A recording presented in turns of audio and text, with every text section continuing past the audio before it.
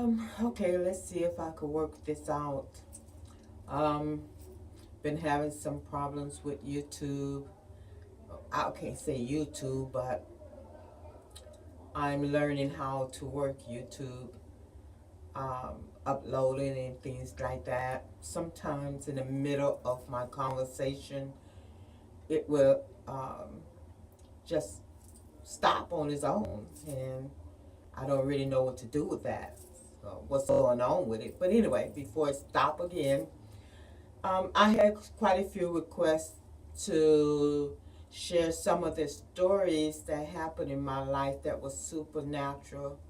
And one of the things that I want to share with you for this time is something that I think all parents should know, and that is, especially Christian people. That is, when I was a child, a baby. I was still in my crib. Sorry about that. I was still in my crib, and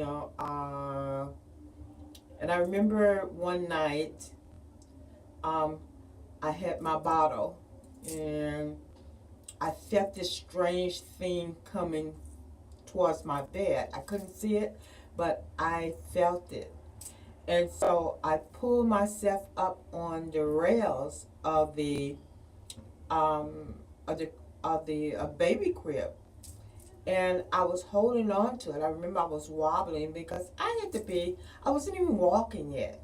I was, getting my strength to crawl, I would say. And so I stood up, and I remember I had my bottle with my nipple, with the bottle nipple inside my mouth, hanging on the side of my mouth. But it was like a pacifier, but that's just the way I did with my bottles. I held on to them because we had a lot of doggies, and the dogs was always chewing up my bottles. So um,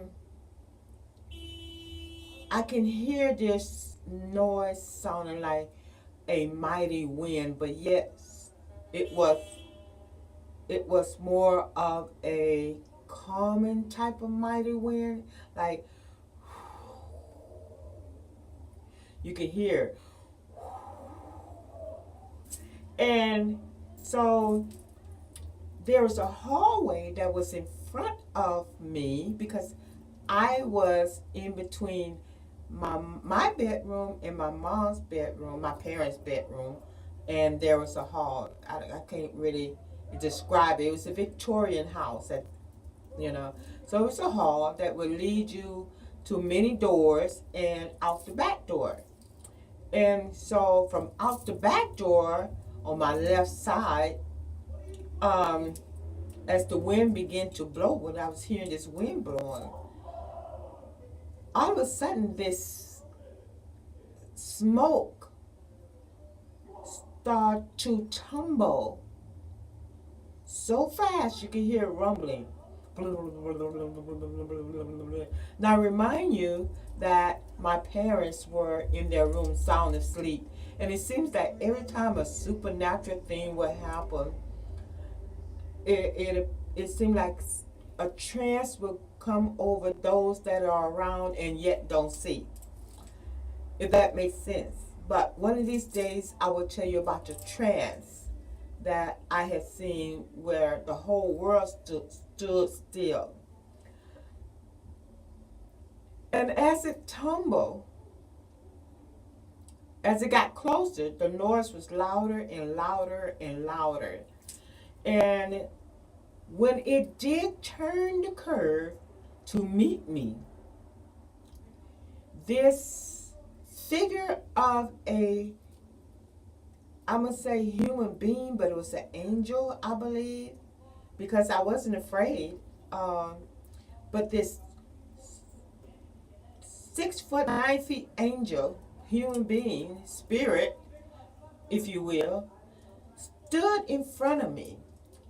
And the smoke begins to rise up in front of it. And the more it rise up, the more it was into a creature form. And I'm looking with my, my little infancy's little eyes, but I was aware that it was a harmful spirit. And I was looking and trying to see on the side of the form that was in me, in front of me, the spirit. And I was trying to see it, but it rose up. And the language that was spoken out of this angel that was in front of me, I didn't comprehend. It wasn't English, but I didn't comprehend it. But that thing that was a rumbling ball and form was rising up, turning into a creature, a beast. It was red, like bloody red. It was red, fire red. It was hot sauce red. Let's put it like that. Bloody red, like I said.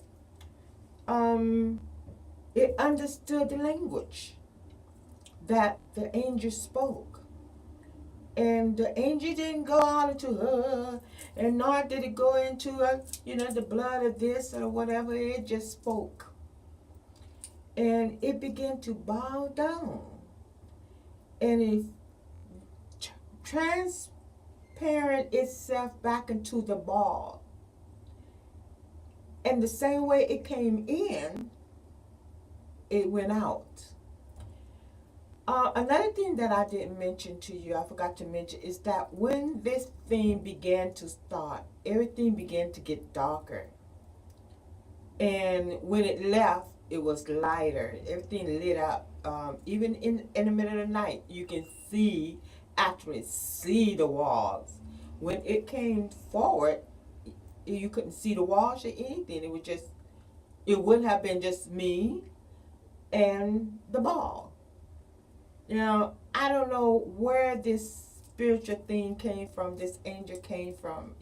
I know that it come from above, but I'm just saying, out of millions of people, where exactly did it come from? You seem like it's doing its thing somewhere else. I couldn't talk. I didn't know what was going on. You know what I'm saying? I didn't know anything. And so when it left, I was trying to tell my parents whenever they woke up. I was trying to tell my parents about what went on. My mom, being spiritual, I think she picked it up because she was searching me. And she was seeing, was there any signs, or was there, I could tell, a baby can tell when a baby can tell if a parent love them or not. A baby can tell if the parent is concerned about them or not. You understand what I'm saying? And when that happened to me, and that angel that was there, it just disappeared. It didn't turn around to see if I was okay. I never seen his face. I just seen the back of him. I never knew the name of him or anything. I never knew.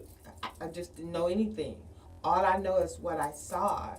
So what I'm saying to you is that most of the time, 99.9% of the time, we as parents have to pay attention to our babies, because they are the most vulnerable human beings on earth. As a toddler, babies, they can't explain themselves. So, of course, let's go and grab him. He can't tell it, or whatever. Let's go run him crazy. We can't tell him. He can't tell anything about what's going on. But, you do have some people that are spiritual that can pick up things and, know something has been on by the aura, by the atmosphere, by you could the scent. You can sometimes smell these angels. You can sometimes smell the aura, or things like that. So I just want to share with you. I don't know how much time I have. Nine. I'm so early. You time I'm going over an hour. It's just 9 minutes. But anyway, we need to pay attention to that, because this is the beginning of when a child really knows a baby. Now, I was just 5 months or probably a little older, but this is the time when you really need to pay attention to they laughing, when they seeing things, when they start crying, um, when their eyes is big and not saying anything to you. Just a change of nature, of their nature. This is the beginning of when the spiritual world, if you will, besides me, I was more into the spiritual world when I was in my mother's womb. But this is the beginning of the time when most children, babies, will pretty much get a sort of character, should I say. They will see things that parents will think that they don't see. I mean, how dare anybody show something such evil stuff to a baby? And little do you know is that it exists, and that the evil side feels that it's the best time to scare the child. Um, I think that fear itself is when it's stepped in, and fear doesn't have any, it's not prejudice. It doesn't discriminate, and it's not limited. It will go on for the rest of our lives if we permit it. But it can do some damages to some of the children if the children are not properly cared for. I think as a spiritual person, I think a lot of spiritual people out there know what I'm saying. So, yeah, you really have to pay attention to your children as they grow up. And um, at that time, I became a bedwetter. I used to wet the bed when I was a little girl because I was afraid to go down that same hall just to go to the bathroom. And I used to get spankings all the time because I was old enough to go to the bathroom. And why didn't I tell my mom I had to go pee pee? And I had to go to the potty, and I told my mom I had to go to the potty if I had to, do other than pee pee. But if I had to pee pee, I just thought, it would dry up just like my mom would when my mom would hang the clothes up on the lines outside. We had a dryer, but in the summertime, in spring, she preferred to hang the clothes up outside. So it just came to me, while I was playing underneath the sheets and pulling off the pillowcases and stuff. It came to me that if that dries, then my pee pee will dry, and mommy will never know, and daddy not gonna tell. Well, little did I know that mama knew, because I was trailing the water all over the place. And I remember she asked me, "What is that on the floor?" Of course, we would say, "I don't know." But she knew. And I was hoping she wouldn't know, but she knew. And when I told her that I thought that my pee pee will dry up like the sheets that I seen hanging outside, like our clothes and stuff be hanging outside, it would dry up. It just tickled her. She just laughed. I mean, she really laughed at that. And I was serious because I didn't want to live, go to your room, stand in the corner. You can't have company. You can't play with your dogs today. You can't have, my favorite dessert was banana pudding. And I can't have any banana pudding and, the things that I like. Or if it was Saturday is the day that she would take me shopping, and I couldn't go shopping. So I had to distinguish between the two. Either I always pee pee on myself, or I go to the bathroom so I can go shopping on Saturdays with my mom, with my parents. And so I grew up in a fearful environment because of that incident. I was so afraid. And when I used to talk about it, people used to laugh at me and say, "Oh, girl, that ain't real. You're just making it up," and blah, blah, blah. But you find that a lot of children is having heart problems. a lot of children, because of fear, they have other mental conditions, if you will. I knew one that had a problem. I mean, she was scared when she was a child, and she grew up suicidal, and all because she couldn't shake that fear off of her. So anyway, I'm gonna make this quick and short. If you don't believe, this is to the parents now. If you do not believe your children, at least pretend, because the children, you think about this. Even if they're 10 years old, 12 years old, 14 years old, you think about this. How long is 14 years? I mean, that would fly by you like wind.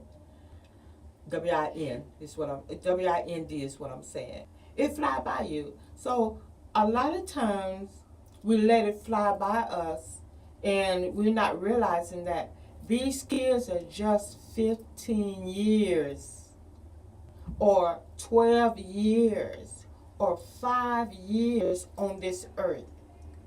They have other things to think about. They have other things that they would like to do. They have other happy occasions in their life that they can tell you about or remember about. But when you have a child that is telling you something that is, now, wait a minute, this child's supposed to be happy. I have shown the child nothing but joy and happiness. You know, you give them their favorite drink, and you let them go outside and run amok, and their favorite toy. You take them to the park, and you take them to adventures, and you know, the family gatherings is so much that they can remember to discuss. But what I'm saying to you is that when children come to you, no matter what age they are, no matter if they can, I think that over there, that it was big. You take the time to, if you can, record it, because as the time goes, you can play it again, and you can pretty much put a little piece together with the other piece until it becomes the picture.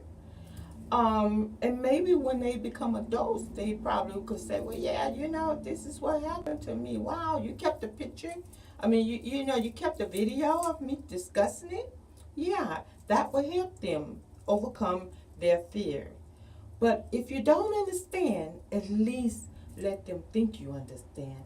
At least you keep talking to them about it until they will not have the fear to discuss it. Because believe it or not, a lot of times you will hear that spirit say, you better not tell. And you hear it again, you better not tell mommy. You better not tell daddy. You know, you hear that when you're a baby. And you want to tell, but you're afraid because nobody's around while the child is hearing it. I mean, can you imagine a child is hearing something? And can you imagine a parent is saying, oh, you're just hearing things. So when they grow up, they hear certain things like, I'm going to shoot you in the foot. Well, Daddy, why did you shoot mommy in the foot? Because I heard the spirit, something was telling me to shoot in the foot. Oh, now you believe it. Now, of course, because little Danny is in the psychiatrist's office. He's going to see the psychiatrist now. When he was trying to tell you all along about the spirit, was telling him things. So it's just more than us that live here on this earth. And I have a lot of more deep stuff to talk about. But I just want to see how this thing is going to work out, because I was telling people I will share, you know, most of it, not all, but most of the scary events that happen to me. I remember when I was a child, I did levitate.